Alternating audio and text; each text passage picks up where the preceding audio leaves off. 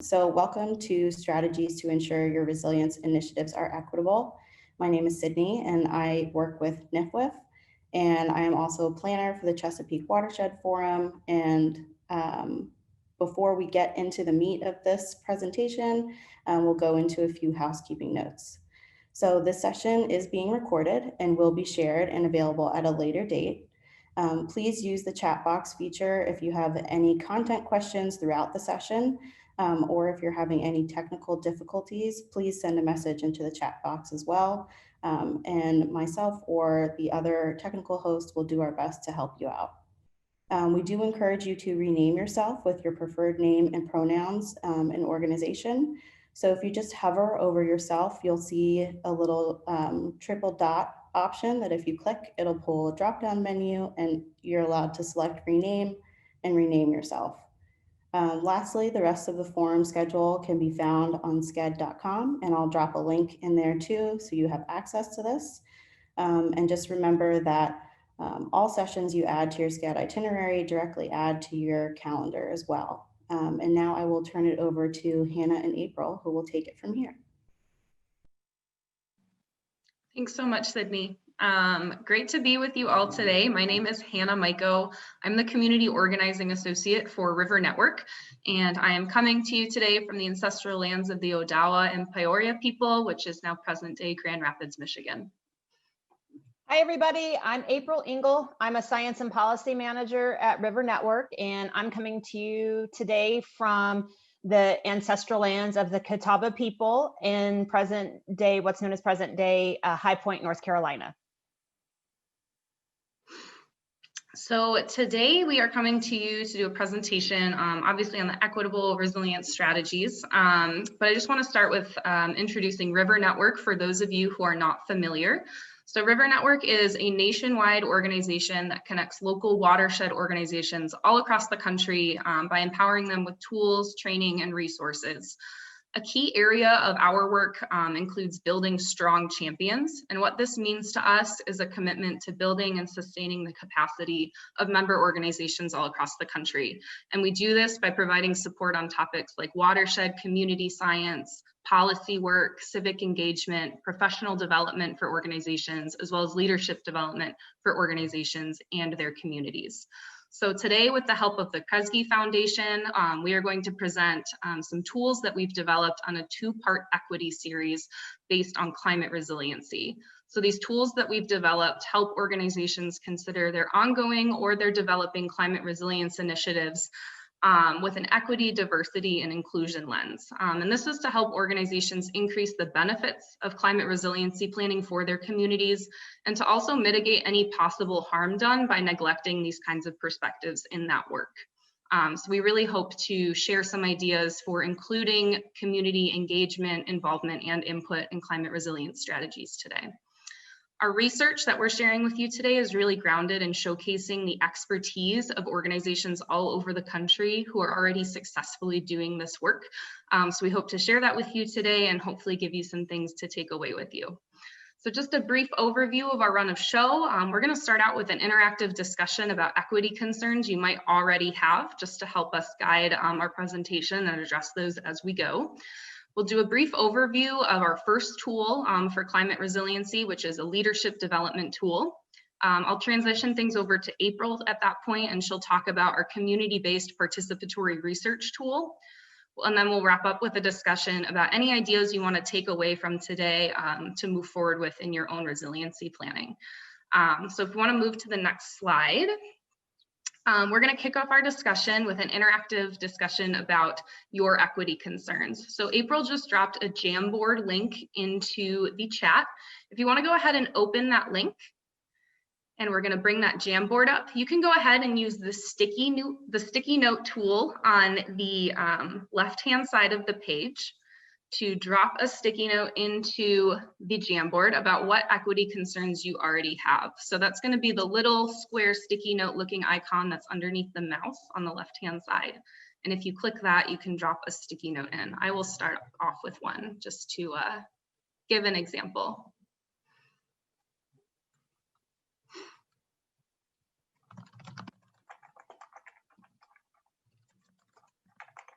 You can change the color if you want and go ahead and drop your sticky note in.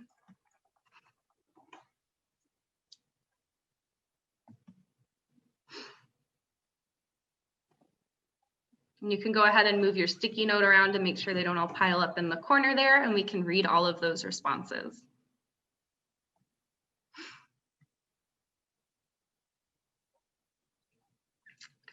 We'll give it a couple minutes to let folks add in their sticky notes.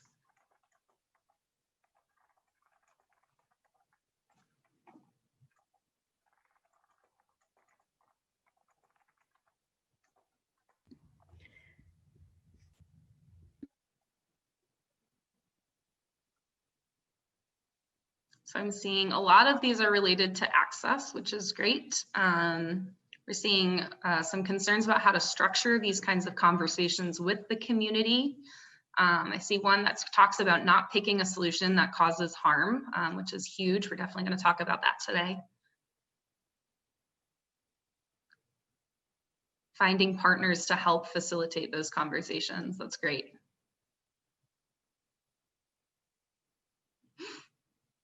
Some of these are really tiny. Not being performative, that is also a great note. I will give it just another couple seconds to add in any other sticky notes. April and I will keep an eye on these as they populate.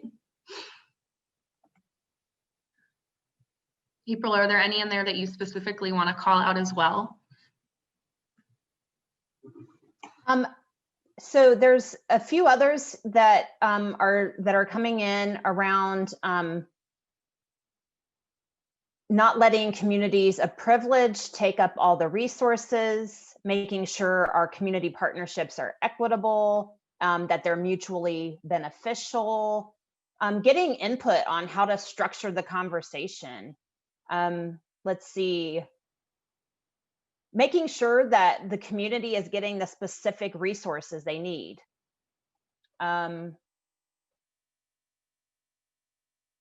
How we approach different organizations like churches or schools to make sure that their issues, the diversity of issues in the community, are actually part of the conversation.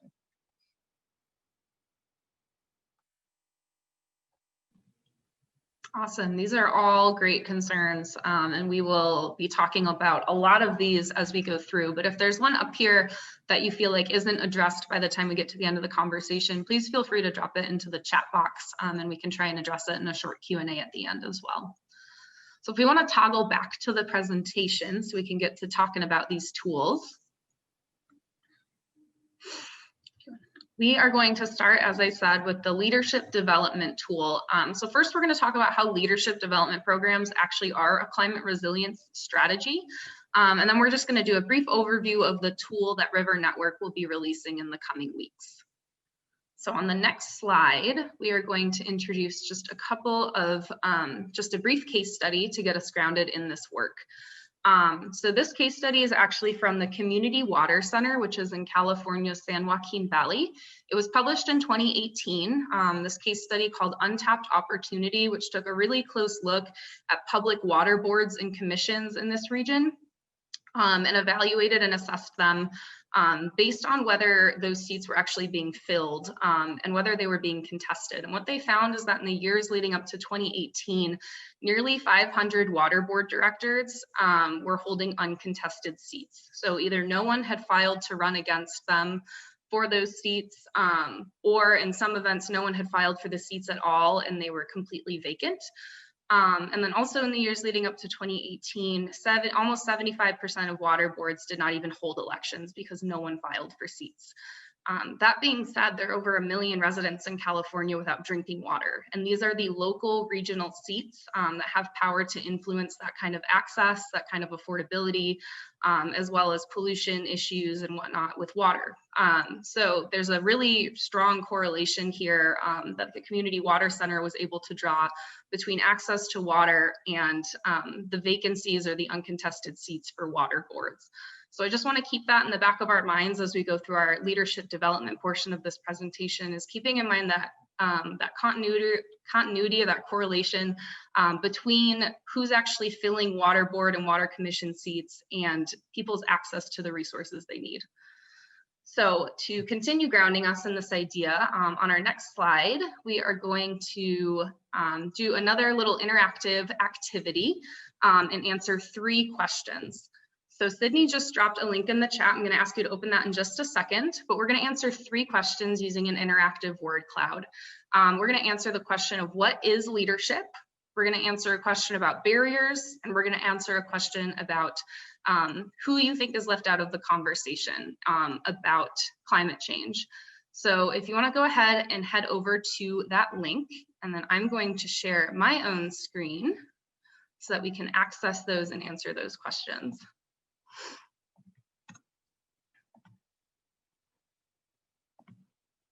So you should be able to click on that link now and submit an answer to this open-ended sentence, leadership is. And you can submit a 1-word response as many times as you want, and we can start populating that word cloud, and you should be able to see that on your screens.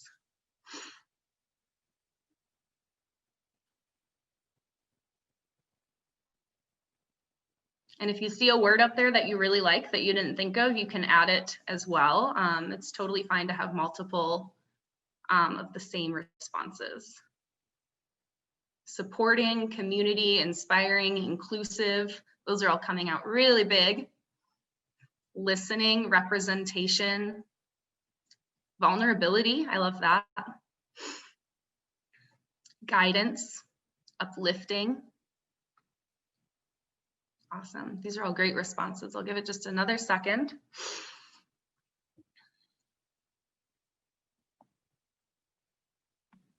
And it does say the poll is full and no longer accepting responses.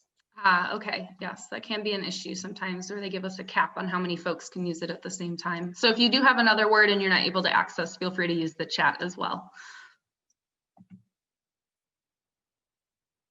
I'm going to go ahead and toggle to our next question. It's another word cloud feature. So you should be able to answer this question next. What barriers to serving in leadership roles? What are the barriers to serving in leadership roles? And once again, just a 1-word response. You can submit those, as many as you would like for this word cloud as well. So barriers to serving in leadership roles.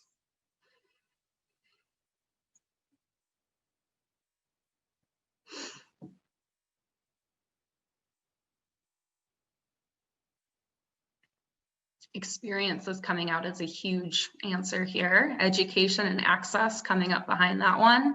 Gender, for sure. Opportunity, race, resources, information.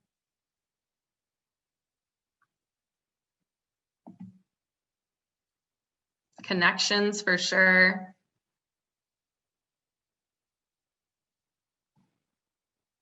Any others coming in? Just a couple seconds. I see financial came up there as well. We're definitely going to talk about that. All right, and then I'll go ahead and move to our last one, which is just asking who is left out of conversations and decisions about climate change in your community. So these could be, you know, folks that you've observed being left out, or maybe folks that you've just never seen show up, or maybe have not been invited to those conversations before.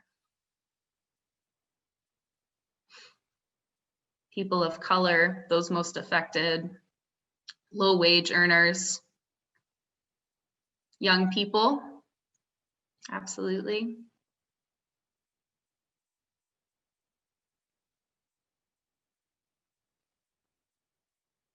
Youth. Nuances.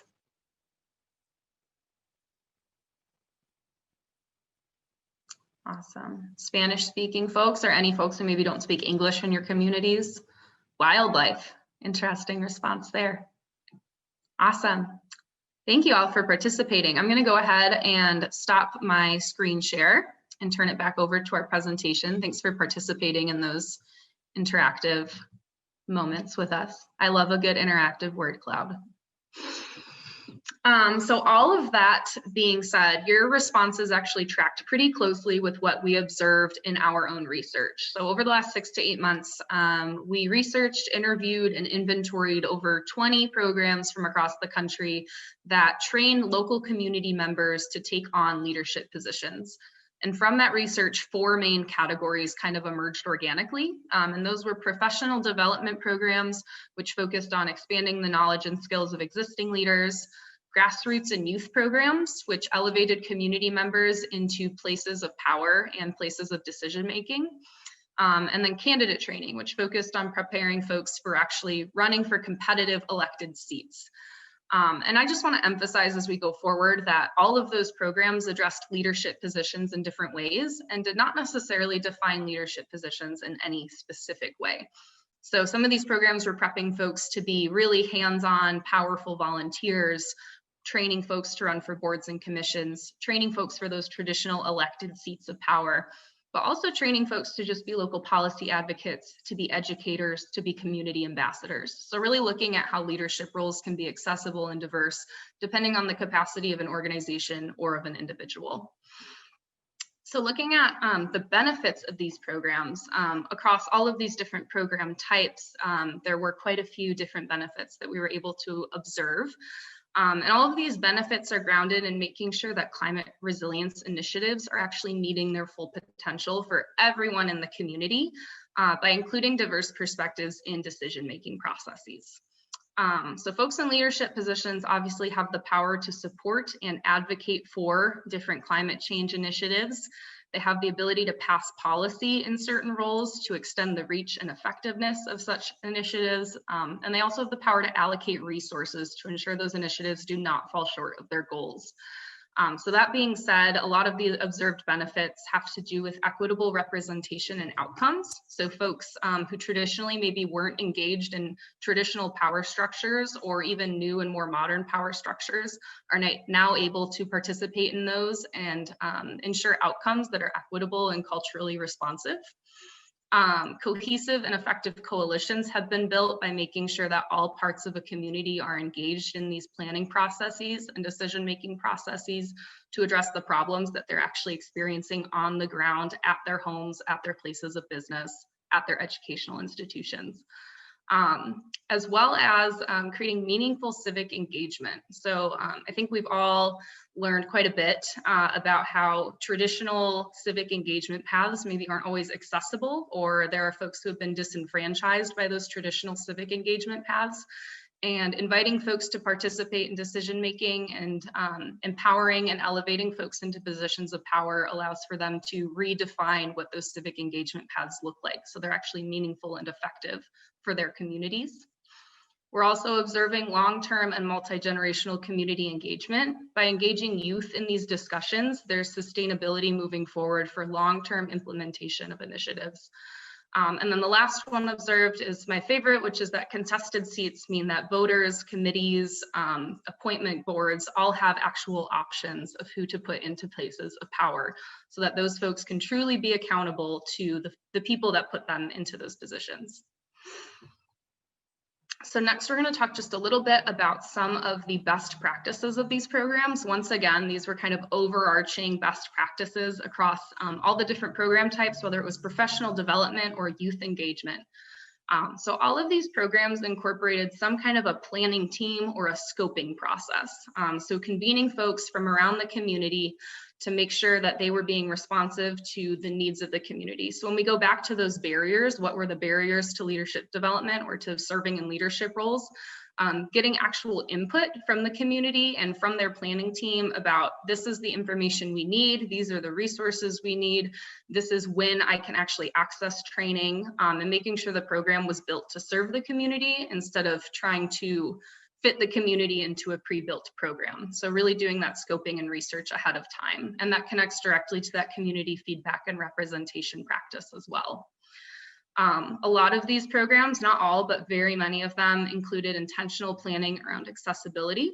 So when we talk about incorporating people into training for leadership positions, who haven't been traditionally incorporated in that process before, we might be accessing folks who are low income, folks who don't have access to childcare, transportation, or internet access, maybe folks who need additional compensation to be able to take time away from their employment to participate in something like this. So really intentional planning to provide some access to get around those barriers. Also, these programs all incorporated some really great metrics that were both qualitative and quantitative. So looking at the hard numbers to prove, to funders, let's say, how successful the program is, but also doing a lot of great storytelling about the people who have participated in their programs, their successes and their effects on their community, to continue recruiting folks to participate, but also to really elevate those parts of the community that were maybe underrepresented in leadership before. And then the last two best practices were being centered on populations and affinity groups, as well as alumni programs. So making sure that if you were structuring a program for maybe people of color, that the trainers are people of color, that they feel safe and welcome in that space, that there are open conversations about how that space can serve them well, and then also supporting them after training is complete. So let's say they go through 10 weeks of training, instead of just turning them loose to go find a leadership position to fill, providing follow-up resources and support, making sure they can come back and engage together to provide support to each other, so that that is a sustainable training program.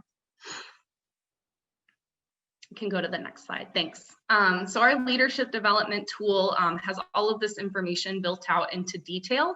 It has our entire inventory of those over 20 programs that we researched and interviewed, as well as a step-by-step guide for building your own leadership development program. So I'm thinking of climate resiliency, maybe your community is thinking of convening some kind of a commission or a planning team, and you are feeling like folks need to get trained up to participate in that so that you do have really good equitable representation on that body. So we have a step-by-step guide that'll help you do that. And then we also have technical assistance available, which I'll touch on a little bit more at the end of this presentation. But for now, I'm going to turn things over to April to talk about our community-based participatory research. Great, thanks, Hannah. So the second strategy that we focus on to help ensure climate resilience initiatives are equitable is community-based participatory research, or CBPR for short. So to get us thinking about what CBPR is and how it might be helpful to you, I wanted to just start out by asking you all a question and asking you if you could engage through the chat. I'm going to paste the question in here. What do you think of when you hear the term community-based participatory research? And what do you think community-based participatory research is? And so if everybody could take just a minute and type in some thoughts about what you think of when you hear the term community-based participatory research. I'd love to get some thoughts from those of you on the webinar today. All right, so surveys, focus groups, let's see, when public is leading the research efforts, citizen science and environmental education, the communities involved in the research and the planning of it, working with the community to figure out what their needs are. Okay, great. Those are excellent responses. So thank you so much for sharing those. And yeah, all of that is still exactly, all of that is very much on point. So from a nuts and bolts perspective, when we talk about CBPR at River Network and through this new tool that we're developing, we're thinking of CBPR as a process of gathering data from the community. And there are a number of ways that you can do that. So we focus on 3 methods: door-to-door surveys, which some of you mentioned, also what we call in-person community mapping exercises, as well as remote crowdsourcing. And I'm going to touch on what each of those are here in a minute. But there are a number of things that set CBPR apart from other types of research. First and foremost, it's a community-centered and community-led effort. It's a process where community members come together to gather and synthesize their collective wisdom and their knowledge in order to help their community, as well as local utilities or city officials, better understand how problems like flooding or toxics or pollution or lack of access to safe and affordable drinking water are impacting their neighborhoods and their community, and to encourage officials to prioritize equitable investments, especially in areas that have been underinvested in. So fundamentally, CBPR focuses on understanding the nature of a problem from the perspective of the people who are directly experiencing it, and doing that before solutions are identified and implemented. So we believe that this is really important because too often it's a step that's overlooked altogether. And also at a very fundamental level, that community knowledge is valuable and it's really essential to problem solving. And so that's all to say that CBPR, if you can go ahead and click next, that CBPR is a community-driven and centered process where all parts of the community are represented and engaged in the entire process. So if we could go to the next slide, please. So given that little bit of background, I want to ask you all to engage in the chat again, if you will, please. And I'm going to post in another question that I'd love to get y'all's input on. So why do you think a community group would want to do community-based participatory research? So I'd love to just hear from some of you about what you think might be some reasons a community group or your organization might want to do CBPR. So I'll give everybody a few seconds to think about that and share some answers.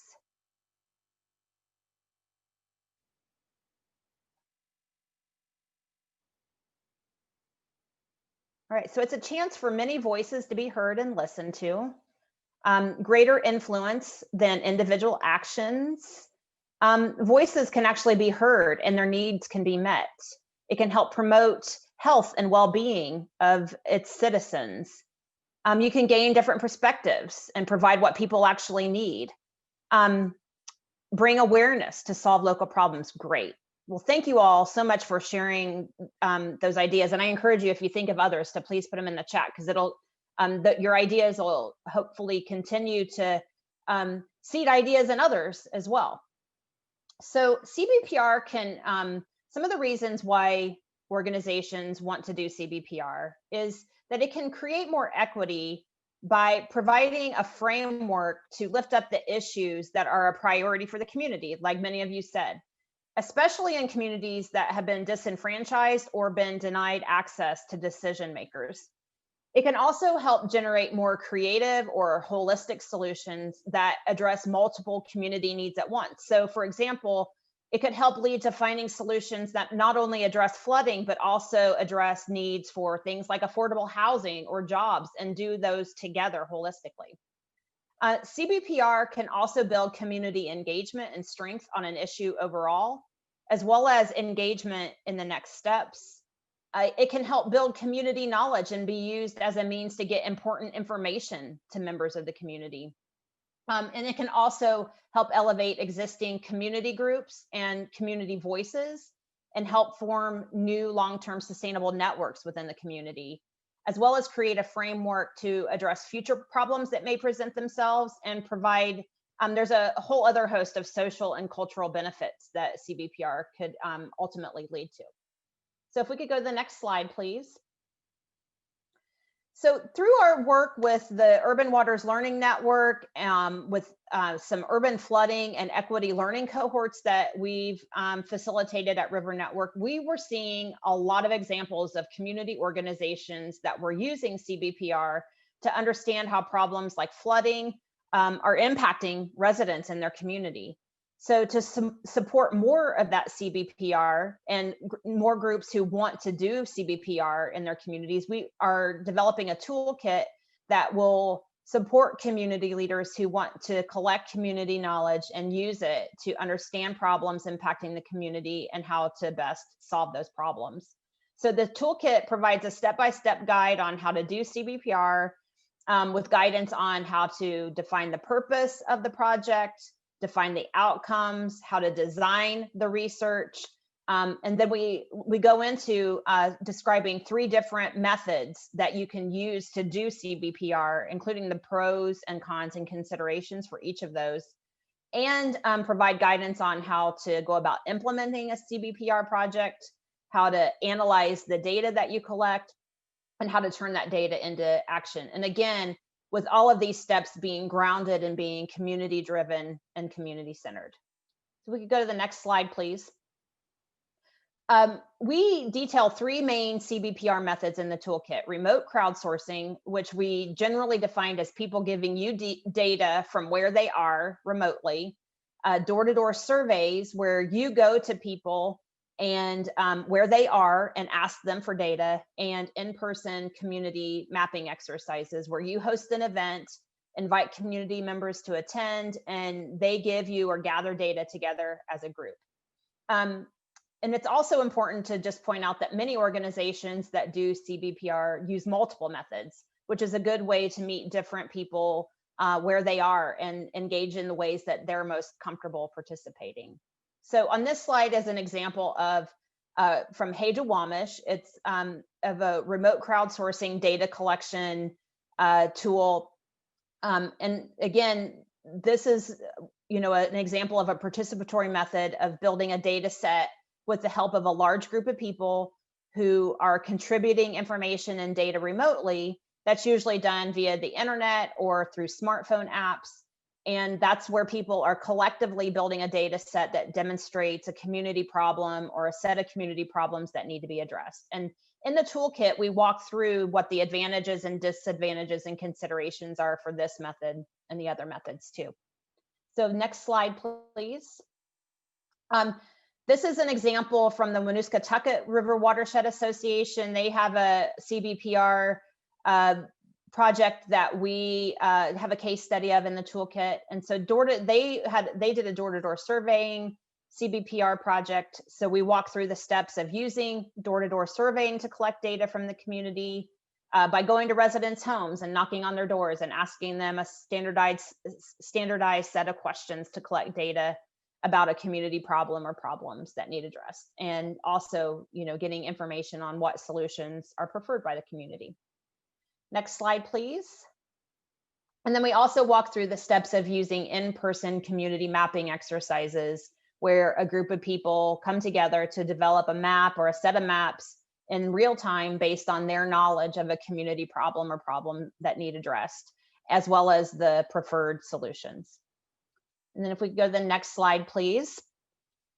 So given this little bit of background that we're able to provide today, I wanted to ask if you all could engage in the chat one more time and just share really quickly what you see might be some benefits of CBPR.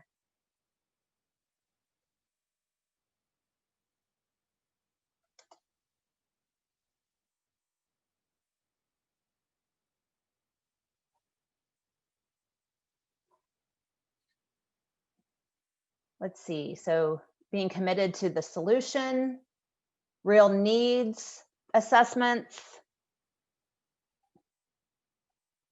Let's see, we'll look and see if there's maybe just a few more ideas that folks, expert local knowledge. Great, these are all really great, thanks y'all.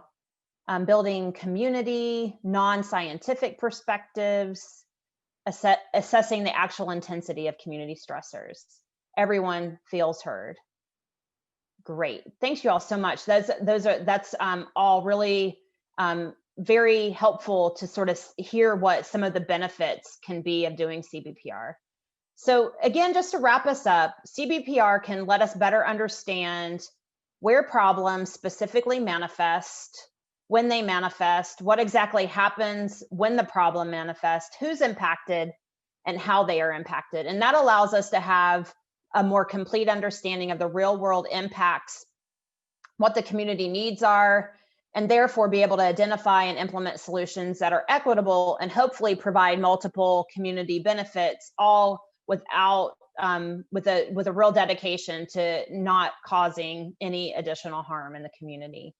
And when CBPR data and analysis is shared with the community, then community members can have tools that can build their power through information that they can use to advocate for solutions and build grassroots strength of the community. And then that data and analysis can be shared directly with elected officials and decision makers who have the power to address the problems and to be able to implement solutions that are backed by the community.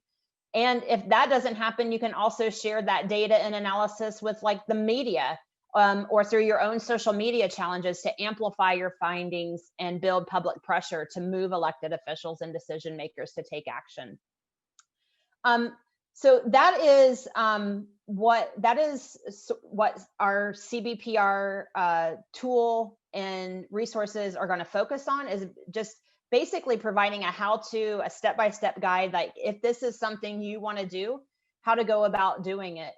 So I think with that, that's the end of the information I wanted to present. So if we wanted to open it up with for questions, and then we have one final Jamboard that we want to do while we're also helping answer any questions that folks have for either Hannah or myself. And I guess the best way to ask a question is to ask it in the chat. So you can either ask a question in the chat, or if you go to the Jamboard, we're going to kind of do this simultaneously. If you see at the top, you can advance to a second slide. It has a black background and it says, what is one idea from today that you think you'll use to build more equity in your resilience initiative? So we'd love to hear your ideas, as well as take any questions that folks have for either Hannah or I. And as we're doing that, I just want to add in the emphasis too on how these two tools can be used together. So some of you might have noticed as April was talking about the CBPR tool and really giving information and power to the community by being involved in that, that can be a tool to build leaders as well. And a lot of leaders can organically emerge through that process and then be further elevated into those positions of power and those decision-making seats. So there's a lot of intersection between these two, and they can work together very well. So I just wanted to add that point as well. Yeah, thanks, Hannah. All right, so we'd love to hear your ideas from today that you think you might use to build more equity in your resilience initiatives, and your ideas will probably be helpful to others too. So please, we'd love to see you post those on the Jamboard, as well as ask any questions that you might have for Hannah or I in the chat.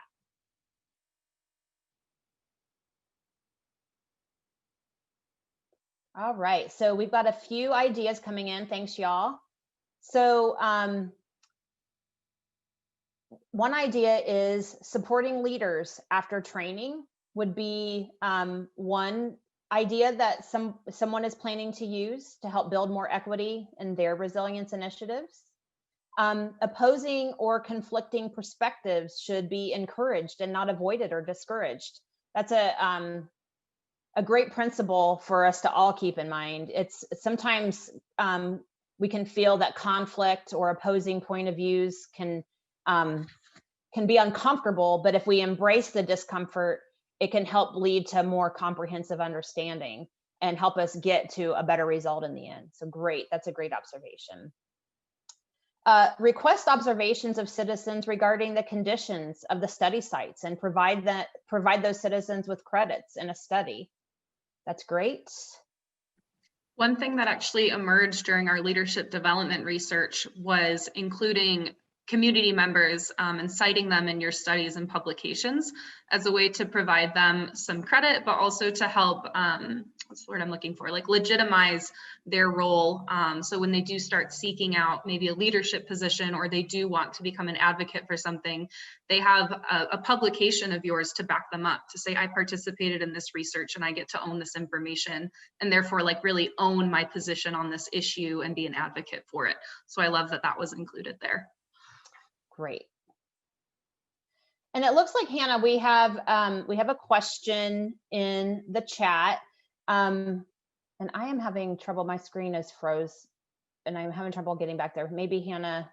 That's okay. I see it. I see Lily Okay. said she'd love to hear more examples or experiences of local communities allied with River Network where these practices were used successfully. So that's actually something that we are working on doing right now.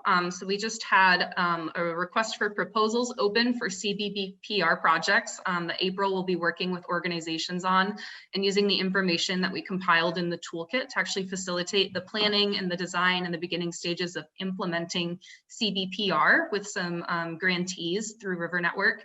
And I myself am just opening up our process of picking out some organizations to do a pilot run of some leadership development activity with. So we're actually just beginning those processes. But April, if you have any other experiences on the CBPR side you'd like to share, go ahead. Yeah, so one of the things that I really love about these toolkits is both Hannah's toolkit, she talked to, I don't even know, like, what was it, 20 different organizations to learn about their leadership development programs. And so it's very much based in the experiences of groups that are doing that leadership development work. And likewise, in this community-based participatory research toolkit, we have case studies of organizations that have used CBPR. A number of them are highlighted as case studies in the toolkit. So hopefully it'll encourage, like, you will be sure to check it out and read those real world examples, because that was really the idea behind these toolkits, is that as we've worked with organizations, and a lot of what we do at River Network is create forums for organizations that are doing similar types of work to just collaborate and learn from each other. And so these were two areas where organizations learned from others that were doing this leadership development and CBPR work, and said to River Network, hey, can you compile some of these lessons learned? That way we'll have a reference to refer to as we embark on this work ourselves. So yeah, thank you, Lily. That's a great question. So we have about 4 minutes left before we need to wrap up. So we do have time for more questions if anybody, let's see. So it looks like we've got a question here that says, have you received any pushback from organizations that may be concerned that it's not authentic engagement? So that's a great question. Hannah, do you want to take that one first, or? I mean, my answer is pretty short. As I was doing this research, I did not get any pushback, but there were specific program managers that I interviewed that emphasized some really strong points about how to continue doing this work well, and or ways to amend the work while I was doing the research. So I'll give some credit to the Amherst Wilder Foundation for being really transparent about interviewing and inventorying programs that were specifically designed for Black, Indigenous, and people of color, as an organization that's pretty dominantly staffed by white folks, and going about that in a sensitive way and being sure to talk about that work correctly. So it was more of like a gentle guidance instead of a critique. And then I'll also give a shout out to the University of Colorado in Boulder. There was a staff member from the Environmental Center there that made the great suggestion that we should be compensating all these folks that we were interviewing and collecting stories from, because their time and their stories are extremely valuable. So they helped direct us to a compensation structure as we did this research, to help make us more equitable as we gathered this information. Yeah, and again, I love this question, and it's something that we really address in the toolkit, is how important authentic engagement really is. And there are definitely examples, especially of CBPR research that's been done, where it's the community has felt like it was a very extractive type effort, where the community dedicated a lot of time sharing information, but then never really saw anything come of it. And so in the toolkit, you'll find that that's a strong emphasis of really starting from a place of understanding where the organization, what the relationship with the community is right now, and really thinking about like why you want to do this research, and if you need to start from a place of relationship building first, so that the engagement is truly authentic. And there was a question about if we're going to share a link to these resources. So no, because they're still being developed. They're in the final stages of development right now, so we don't have links to share to them now, but we hope that we can stay connected so that we can share those resources with you as soon as they're available later this year. And then I wanted to touch on Tally's question as well, asking about platforms or tools that worked well for continuing engagement after training. I'm assuming this is related to the leadership development piece. A lot of the programs that we inventoried were using a lot of pretty basic communications outreach methods. So MailChimp specific lists for those groups, Facebook or LinkedIn groups were tools that they were using because it was really accessible. A lot of folks already had accounts on those platforms or, obviously existing email addresses. And that was a really easy way to keep them engaged. But taking it a step further, quite a few of the programs also had like an annual convening of all of their alumni to come together and share stories, to network, to offer and share opportunities that they'd come across with other alumni from the program. So they would structure that as either a casual networking event or sometimes a more structured summit that maybe had a couple of workshops included and then some space for social time, share a meal, reflect on their experiences. So a couple of digital platforms and then usually some kind of in-person convening for alumni as well to follow up and provide that support.